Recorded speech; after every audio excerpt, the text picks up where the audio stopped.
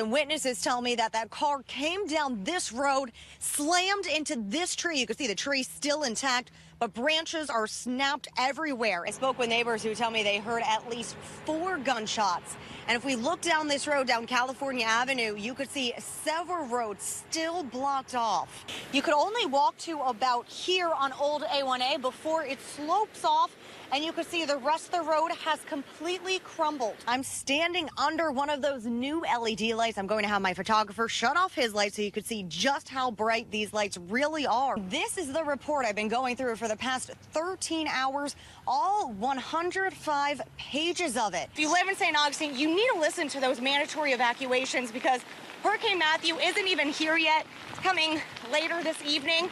But it will be getting worse here. We were escorted all the way up through the terminal where there are dozens of officers holding rifles walking on the road, SWAT team, but we were escorted to where we are right now. And behind me, you could see there are dozens of people waiting outside these terminals here. And today is his birthday. And the woman tells me the best present of all would be her alleged attacker behind bars. And it is already completely underwater. And right now we are just feeling the fringe effects of Hurricane Irma. I'm going to take you over here. It's kind of hard for my photographer, Joel, to walk and show you because the wind is really picking up out here.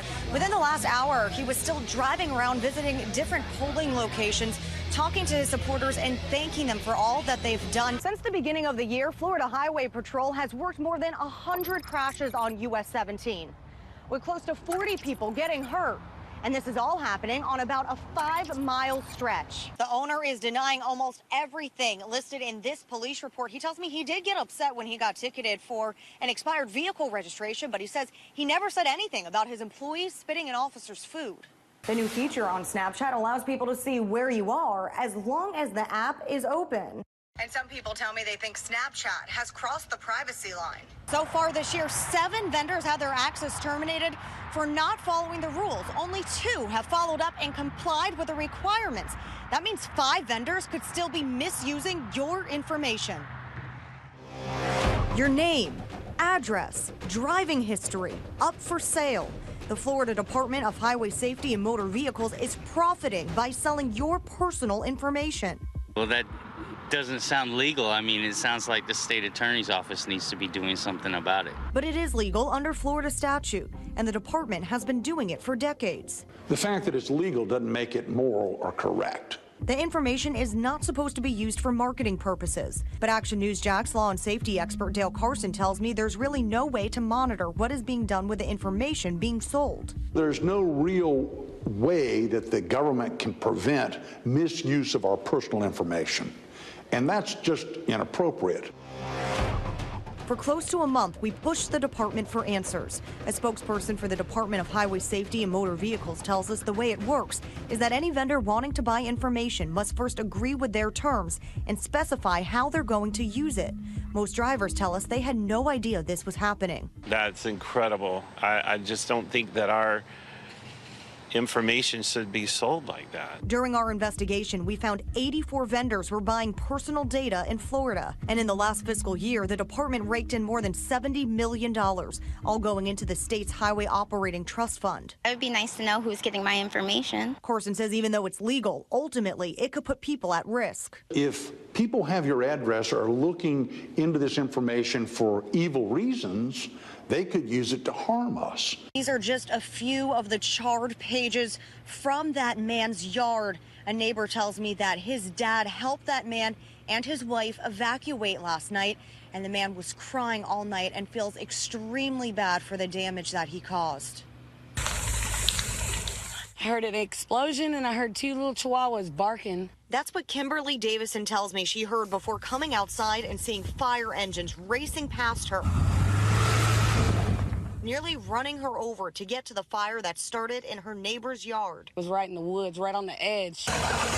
This is cell phone video Davison gave me. You could see bulldozers working to create a fire line in the woods. They had a good control on it until the wind shifted, and that's when the problems occurred. And this video from Sky Action News Jack shows how quickly the fire jumped and rapidly spread to more than 600 acres. It destroyed 2 homes and damaged several other structures. It was like Armageddon. I don't know how to explain it. It was scary. The fire caused by a man illegally burning paperback books in his backyard. On a windy day, you shouldn't ever burn anything. Peter Potter tells me the man just moved to this area. We went to his home, but no one answered the door. I hope nobody holds it against him. I mean, it wasn't a fault, you know, it's an accident.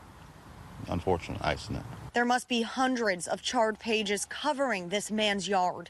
And these are some of the books that were lit on fire that forced dozens of families from their homes. He was remorseful. He didn't, you know, it just got away from him. We found this lighter laying near the fire pit where several burned books are still piled. And the man's backyard is nothing but charred grass. I don't think he realized it. He's elderly, and I think he's, you know, I know he's didn't mean to by any means, not malicious by any means. Sad. In a moment, everything could change. The decision they make in a split second will be critiqued for years. Turn around, on the ground. And officers trained year-round to be prepared to make that life-altering decision. Any type of training like this is an equivalent to real-life situations. Officers with Florida Highway Patrol head into Battalion Airsoft Arena to trade in their weapons for airsoft guns. It's a closed environment, that way we can do it outside of public view. Master Sergeant Dylan Bryan with FHP tells me the moving obstacles mean each training session is different. When our officers respond to an incident, we have no idea what we're going to, how things will be laid out. And the weapons they practice with mirror their weapons used out in the field, except colored soap pellets spray out instead of metal bullets. That way, it's still muscle memory, secondhand nature for the officer. With weapons in hand, officers repeat different drills practicing to take down a suspect. Once we go out into the real world, we can flip things over, kind of flip that switch to the live ammunition, and everything kind of is matched then. Just like officers use this building to train for real-life situations, canines use it to run drills too. Just like with any other officer, it's important that these dogs maintain their skills. Sirens sounded in the parking lot as officers were taking their canine ollie through a traffic stop drill. It's one of the most dangerous aspects of law enforcement. Ollie was pacing in the back seat, waiting for his command. Moments later, the door swung open, and he sprinted to attack. It's important to give the dog as a realistic scenario as possible. Good girl. Whether it's an officer on 2 feet or 4, Brian tells me training at this facility helps to bridge the gap between the community and law enforcement. On the north side, Danielle Avitable, CBS 47, Fox 30, Action News Jax.